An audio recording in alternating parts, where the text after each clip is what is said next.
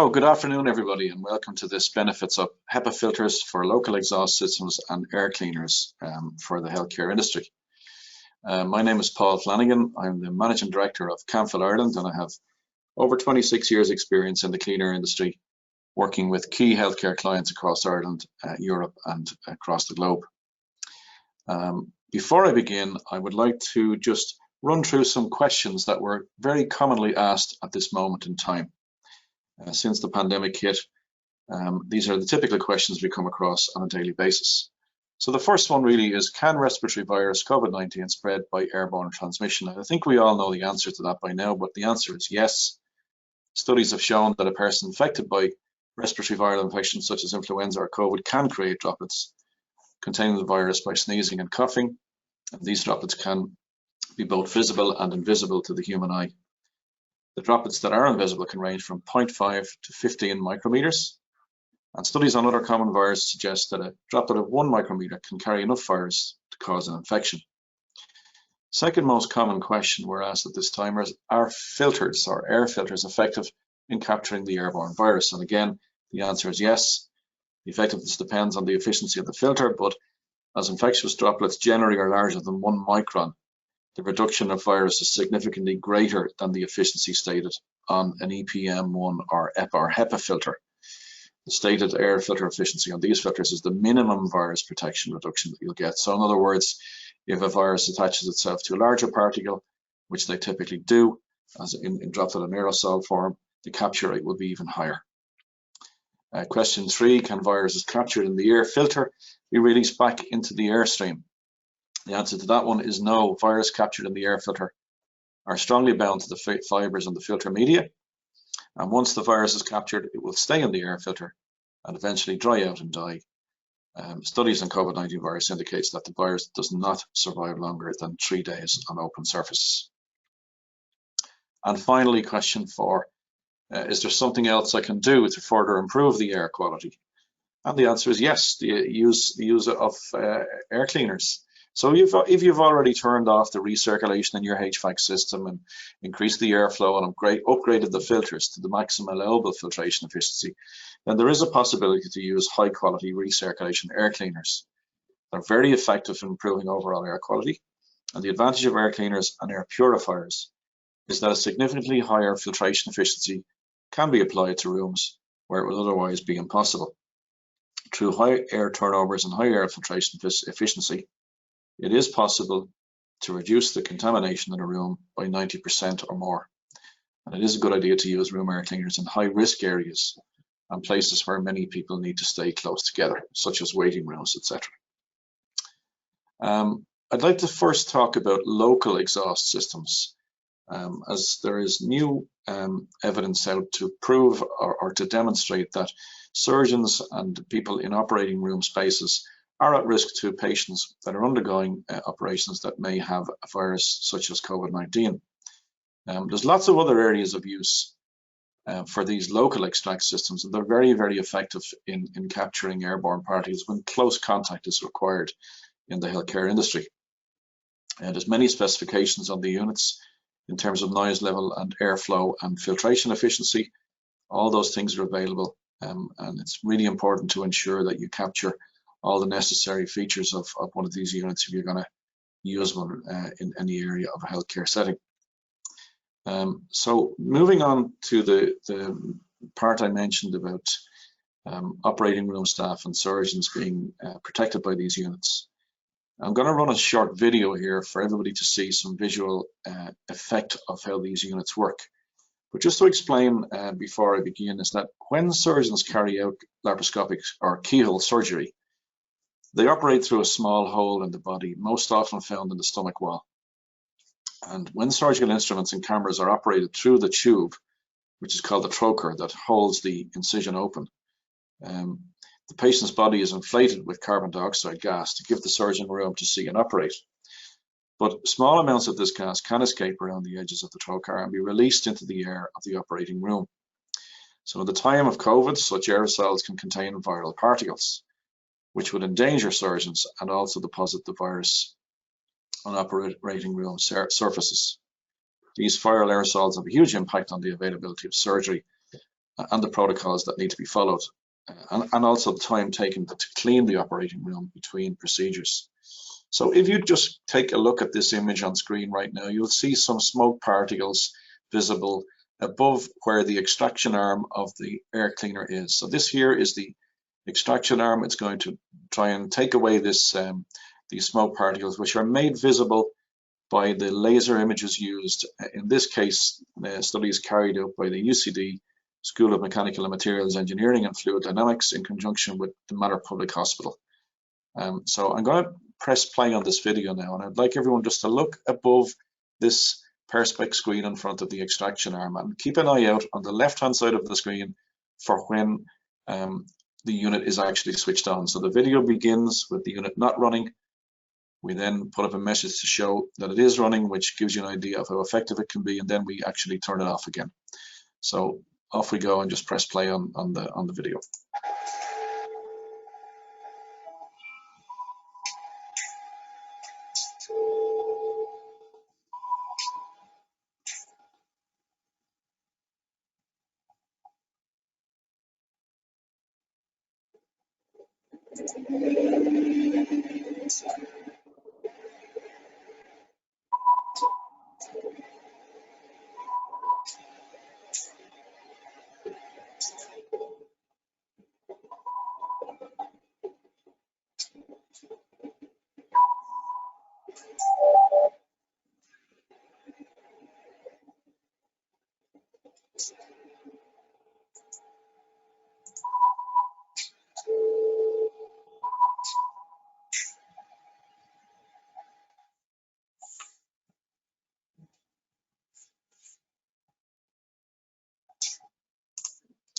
So I think that video really does give a nice visual on the effectiveness of the local extract system using a HEPA filter, and to demonstrate how surgeons and operating room staff can be protected at this time. So if we move on to the more static or mobile plug and play type air cleaners that you'll see dotted around facilities for additional protection to supplement HVAC or ventilation, or the lack of ventilation in most cases.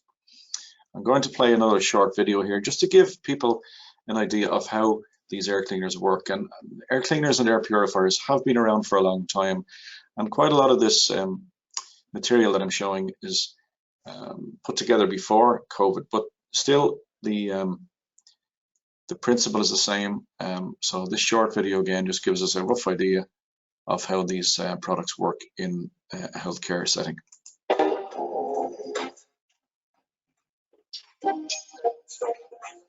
Hygiene and infection control are key to a hospital's operation, and washing is a well understood precaution. However, one of the most common forms of transmission of bacterial or viral infection between individuals is through the respiratory system. By using certified HEPA filters, Camfil air purifiers can remove up to 99% of particles and airborne droplet nuclei from the air. These can be used to help support your ventilation system. In hospital theatres and laboratory environments, clean air is a fundamental requirement. Camfil air purifiers can improve air quality to clean room standard to have added protection in these environments.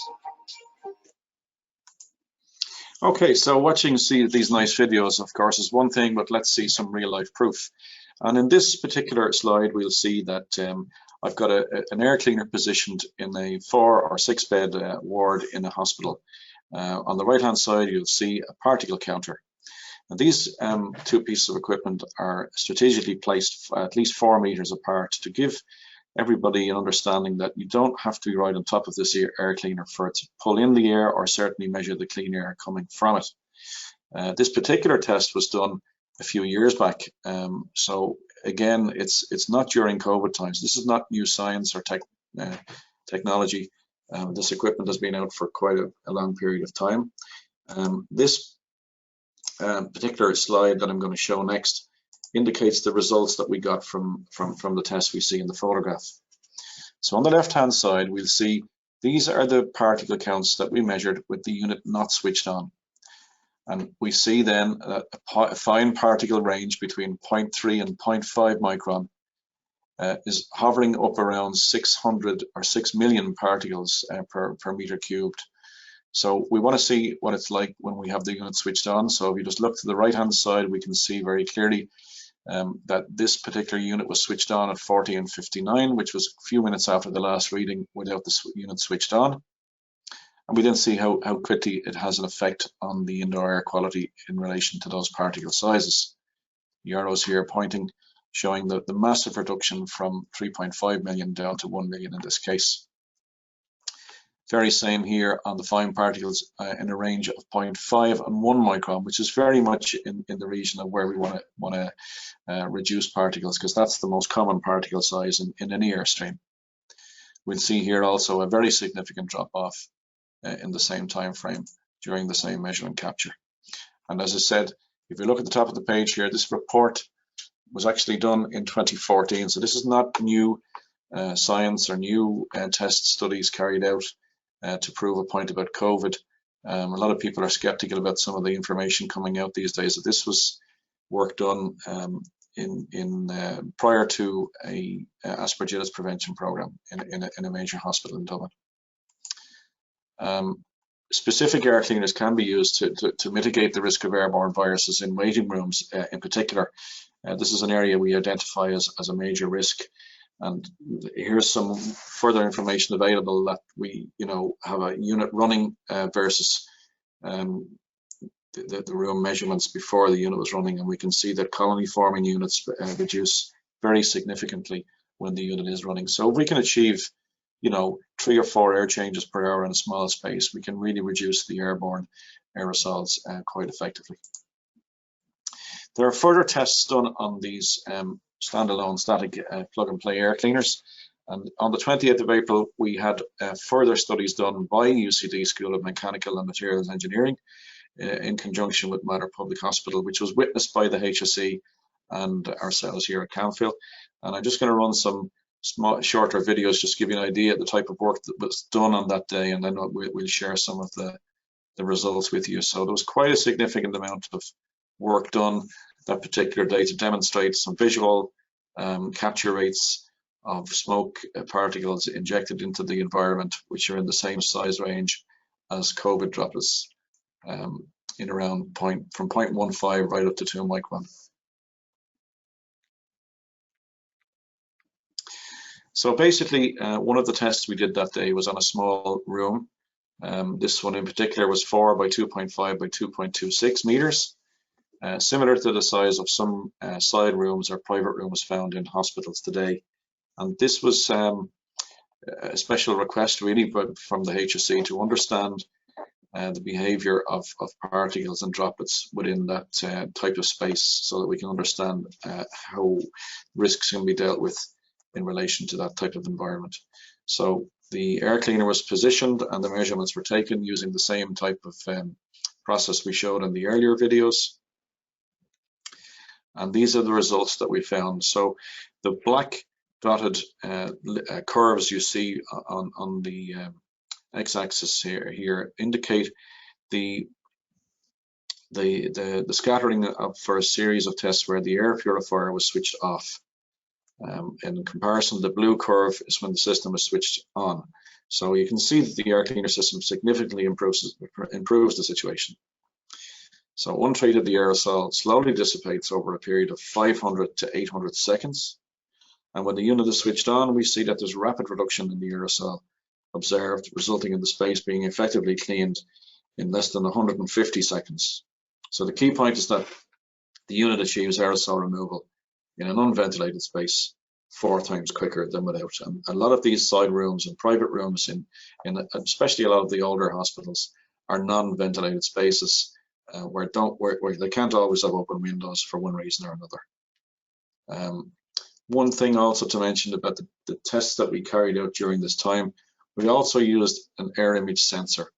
And this is a product that measures PM1, PM2.5 and PM10 particle sizes, so that we can have an idea of the levels we're dealing with. And on this particular day, we decided to run this side by side with all the smoke that we injected into the test facility. And this curve over the period of that day represents from 9:30 that morning till almost 5 o'clock that evening, all the different spikes we encountered in the particle size range. And the thing to note here is that each time we ran the unit for one specific type of test analysis that we brought the room back down to almost zero. So this was kind of a sidebar of a test to give a better visual on particle size ranges that were introduced, high levels that were measured, and the actual air quality being reduced right back down to where we consider safe levels using the air cleaner. A word then about the actual HEPA filters, which is very important.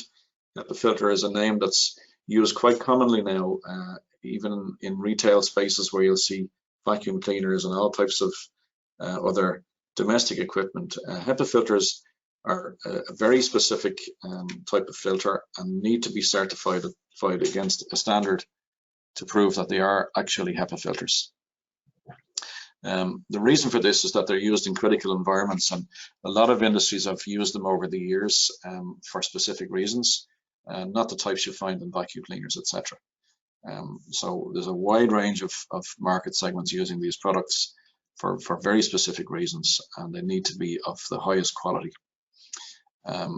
Where are they typically used in a facility? Well, we look at a hospital schematic here, and we look at air being distributed around the hospital environment, and we just switch on a small simulation here. We'll see that, you know, it's really important that air is traveling through a duct system, through the HVAC, and delivered to all these areas. But if there's HEPA filters required, it really does need to be of the correct specification. So what are the challenges for HEPA filtration? Well, along with many other things, of course, maintaining the air cleanliness level is probably the most important thing, but ensuring compliance to industry standards is how you will know that you've got a HEPA filter that is certified and will work to the levels expected of it. There's been many changes in those standards over the years, and the most common one now we use is EN 1822, which is also pretty much measured in the same way with the ISO 29463 standard. If we look at this particular image, we can see that there are many filters that a lot of hospital and healthcare environments will be used to in terms of what filters they're using in their HVAC system. And if we look, for example, at the yellow bag filter on the right hand side, we can see that we can achieve a fairly high removal rate at 0.3 to 0.4 micron, up to 80% with a product like this. These are typically not filters used in air cleaners, and realistically we want to be up around 99 plus removal efficiency. So that's what you will achieve with a HEPA filter. This graph, I think, shows it an awful lot better. We can see, for example, the blue curve is a filter with a 2.5 50% efficiency. So that's particulate matter 2.5, a range between 0.3 micron and 2.5. So we're up at around 50% removal with a product like that. But we can see the red line has a significant difference in it, and in an area where smallpox and the likes of COVID is shown here, we're up to almost 100% removal. Here we look for the graded specification on the filters. We talk about MPPS quite a lot. MPPS is the most penetrating particle size, and that's normally ranges between 0.12 and 0.18 micron. And we're looking for a removal rate of at least 99.95 or 99.995 if using a H40 grade HEPA filter. Most air cleaners these days should come with either a H13 or H40 and certified HEPA filter. If it doesn't have a certified HEPA filter, you can be pretty sure you're not getting the right product. I'm going to run a small video again now to demonstrate how different these products can be by running a test simulation for one poor quality filter versus a properly certified filter. So just take a quick look at the video. You'll have a much better understanding of it when it's finished.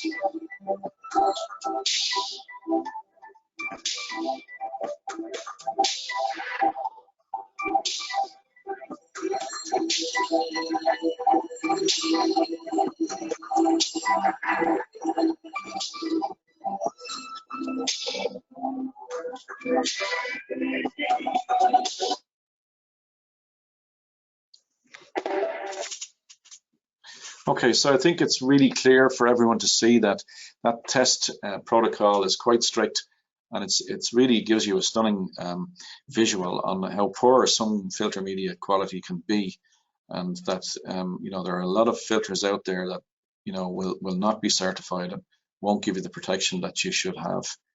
So it's really important to ensure that you have a test certificate for the filter and that it goes through all the required scanning principles followed by and required by EN 1822. There's quite a lot of information contained in these certs, but you know, most of it is all about the final efficiency. But I mean, there's no harm to look for all the other dedicated information that's required, which is listed here. And this basically is what the cert should look like. So it's identifying serial numbers, lot numbers, batch numbers, performance over the test protocol, and the final efficiency. And we can see for this particular test cert, an efficiency of 99.998 was achieved. Some other indications of pressure drop and so on as far as filter performance is concerned. But so important that you insist on a properly certified filter, because your air cleaner is really no good without them. That's pretty much all from me. Thank you very much for listening.